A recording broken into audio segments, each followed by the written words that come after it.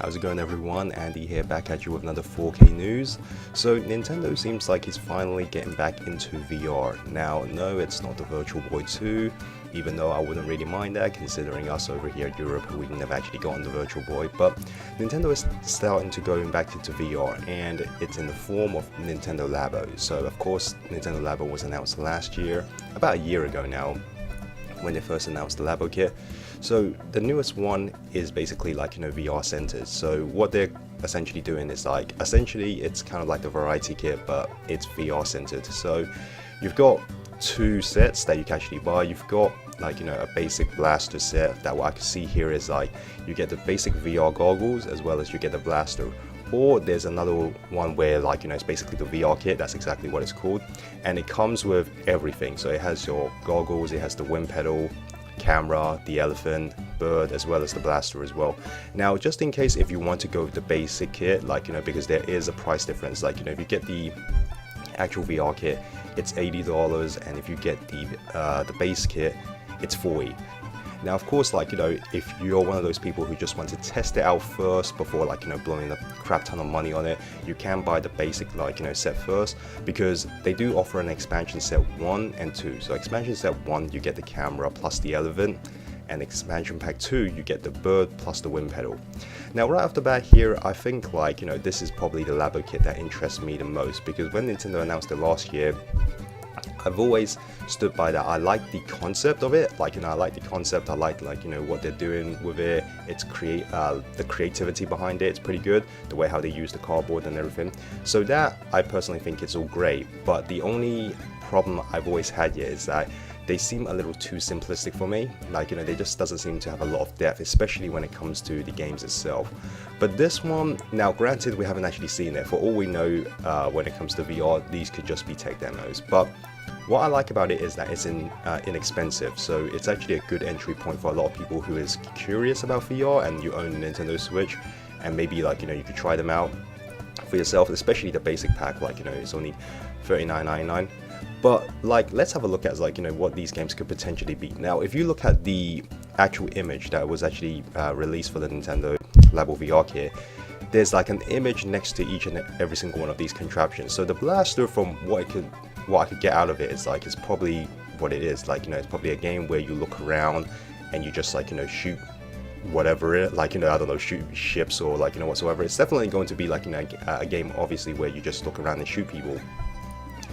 The camera, while yes, I've heard a lot of people saying like, oh my god, wouldn't it be so nice if it was Pokemon Snap? And you see, obviously Pokemon Snap is not going to be the one that is actually going to be part of like, this kit.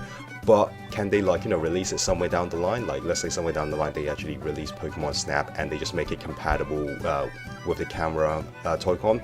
Totally, I could totally see that happening.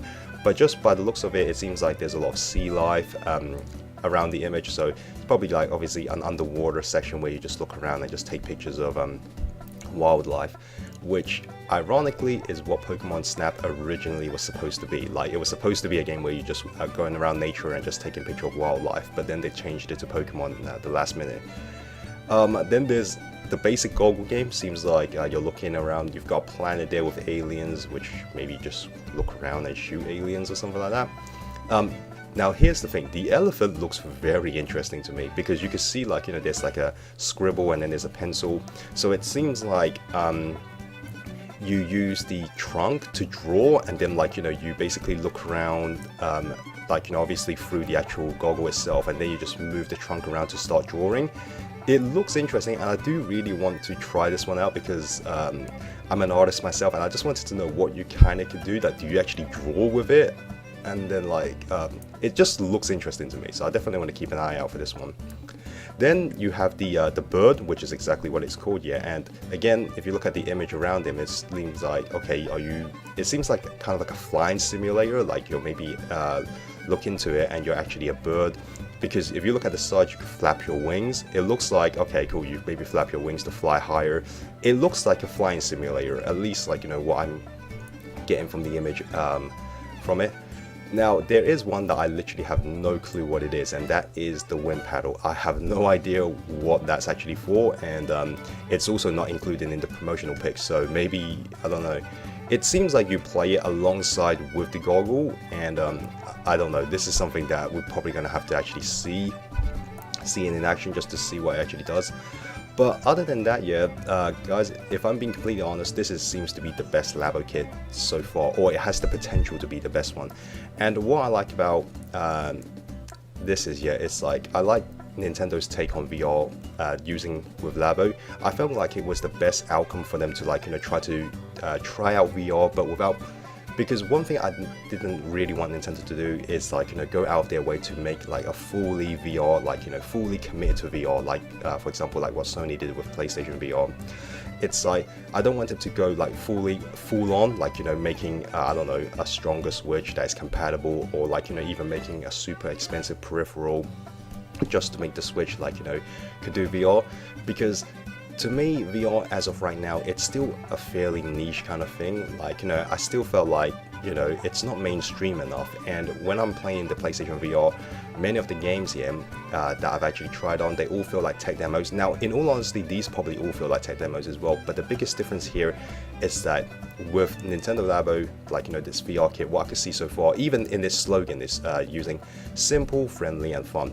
Which simple seems to be taking a jab at all the other VR devices, because if you've ever owned a PlayStation VR like I did, you would know that the setup is ridiculous. There's so many wires, you need to have the camera and everything like that centered properly. But with this one, it seems like all you have to do is just build these contraptions and then just slop your slop your, like, you know, tablet on there, and there you go, like portable VR on the go. And this, again, it's like, it's also a good entry point, like, you know, for people who are just curious about, like, you know, VR. Because if you want to, like, you know, try out, I don't know, Oculus Rift or PSVR, or even, like, you know, Oculus Rift, first of all, you need the like, you know, for especially with Oculus and, like, you know, with HTC Vive, you need a pretty expensive PC rig to run it. And there are, like, you know, a very, like, you know, expensive investment, like, you know, if you really want to try them out. But this is kind of like a cheaper alternative. And again, when it comes to the games, I doubt these would be any more, like, you know, more deep, like, in terms of games when compared to all the others. But again, at least this is actually much more of a cheaper kind of, like, you know, alternative. And who knows, if these turns out to be a success, like, you know, we could potentially see Nintendo doing VR with some of their own IPs. Like, maybe they could make a Pokemon Snap game for it, or they can make the VR goggles compatible with, let's say, Mario Kart or something like that.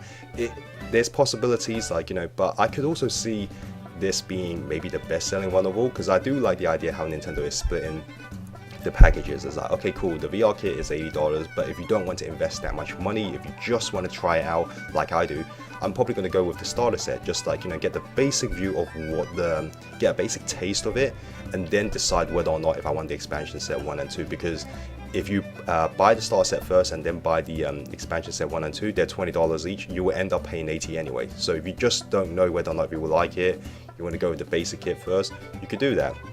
But anyway, guys, that's obviously my fault on it. Like, you know, let me know what you think. Be sure to rate, comment, and subscribe. This is Andy signing off, and I'll see you soon.